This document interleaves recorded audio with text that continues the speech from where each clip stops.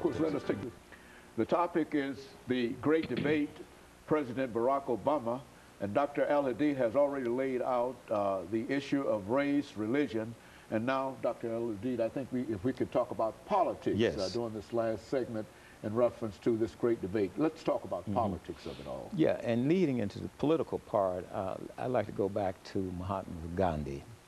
Some of his biographers once said that Gandhi was a saint trying to be a politician.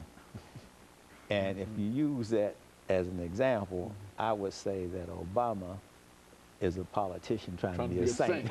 Okay. And you know, politics is a very interesting business. You know, you have all type of people. So in that sense, I think he is doing, you know, an excellent job. Let's look at his campaign. His campaign, I think, spoke to the fact that the nation was divided. You know, people were being polarized. If racism was not above ground, it was certainly underground. And, you know, you had people of religion and getting involved, and it just, America was just becoming so divided. So he was able to come along using pretty much some of Dr. King's language of unity. You know, Dr. King said he had a dream that was deeply rooted in the American dream, that we hold these truths to be self-evident. And so I think Obama is also able to select passages from the Bible and passages from the Constitution. Of course, he's a constitutional lawyer, and he taught constitutional law at the University of Chicago for 10 years while he was serving as state senator. So he's able to combine these things. So what I see is Obama is pushing Dr. King's agenda inside of the legal and the political arena.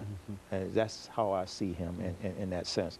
Now, back to what I was saying, he was very unusual. I think he was able to capture the hearts and imagination of people under 40 years old. And he was also able to tap into the anger that was out there and the disappointment that was out there, you know, and tap into the fact that people didn't have jobs. And so the economy that we were left with from the Bush administration, of course, Bush is now trying to tell historians how to write his narrative based on this new book he has, I got called Decision Points. He's just giving the historians some markers, but I think historians should step back and be very independent as they write this history about Bush. But basically, Obama inherited an economy that was in free fall. A lot of people said, well, why did he come with the stimulus package and why did he bail out the banks? That was already in place because they were bailing out the housing industry under Bush with the TARPs, you know, buying up these toxic assets. Paulson was recommending that. So basically he was continuing a type of Keynesian economics to keep the economy from going into a global depression. So he had to stop the depression before he could deal with the base issues. Now I think he's in a situation at midterm, he's done 2 years,